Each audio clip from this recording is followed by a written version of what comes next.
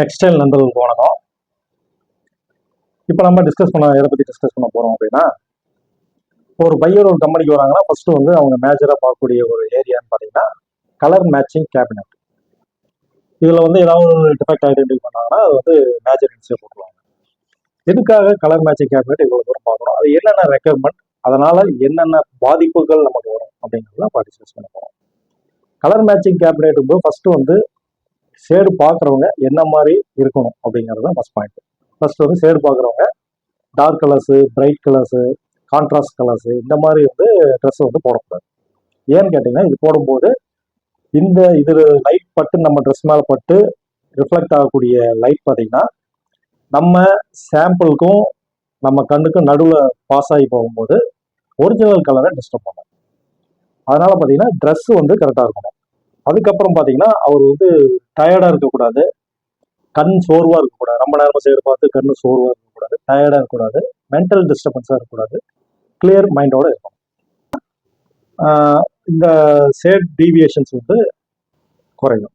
அதே மாதிரி angle of view angle வந்து கரெக்டாக இருக்கணும். சும்மா சைடில் நின்று இப்படி சைடாக பார்க்குறது, லாங் டிஸ்டன்ஸில் வந்து பார்க்குறது, இது மாதிரிலாம் பார்க்கக்கூடாது. 45 டிகிரியில் கரெக்டாக வச்சு ஷேடு பார்க்கணும். இது வந்து ஷேடு பார்க்குறவங்களுடைய கண்டிஷன். அடுத்ததாக பார்த்தீங்கன்னா லைட்டில் பார்த்தீங்கன்னா பிரைமரி லைட் இருக்கணும், கஸ்டமர் கேட்குற செகண்டரி லைட் இருக்கணும். இது போக அடிஷனலாக மெட்டாமெரிசம் செக் பண்ணக்கூடிய டங்ஸ்டன் லேம்ப், அதாவது ஏ லேம்ப் இல்லுமினேட் வந்து இருக்கணும். இது 3 கம்பல்சரி இருக்கணும். அதே மாதிரி லைட் எவ்வளோ நேரம் ஒர்க் ஆயிருக்கு அப்படின்னு ஐடென்டிஃபை பண்ணக்கூடிய மீட்டர் இருக்கணும். எவ்வளோ நேரம் பர்னிங் ஹவர்ஸ் கால்குலேட் பண்ணுறது, லைட் சேஞ்சிங் ரெக்கார்ட் இருக்கணும். அது லைட்டோடைய லக்ஸ் வேல்யூ பார்த்தீங்கன்னா 1000 to 1500 இருக்கணும். இதெல்லாம் வந்து கம்பல்சரி இருக்கணும்.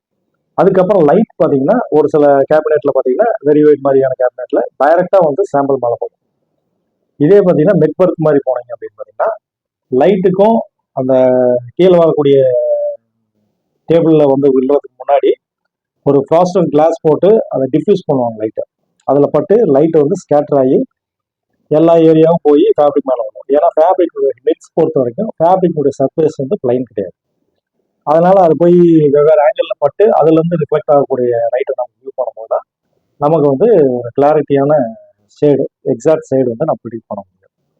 இது போக 45 டிகிரி ஆங்கிள் இருக்கணும். அதாவது லைட் வந்து சாம்பிள் மேலே 45 டிகிரி ஆங்கிளில் படணும். நம்ம கண் வந்து 0 டிகிரி ஆங்கிளில் பார்க்கணும். 45 to 45 பார்த்தீங்கன்னா மிரர் எஃபெக்ட், அதாவது ஸ்பெக்குலர் அந்த மாதிரி போயிடும்.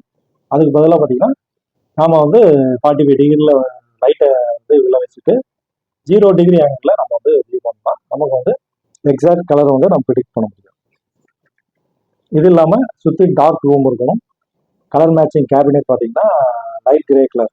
எதுக்காக லைட் கிரே கலர்னு பார்த்தீங்கன்னா இது நியூட்ரல் கலர் பார்த்தீங்கன்னா ஹியூ எதுவும் இருக்கிறதுனால நமக்கு வந்து லைட் எதுவும் டிஸ்டர்பன்ஸ் பண்ணாது.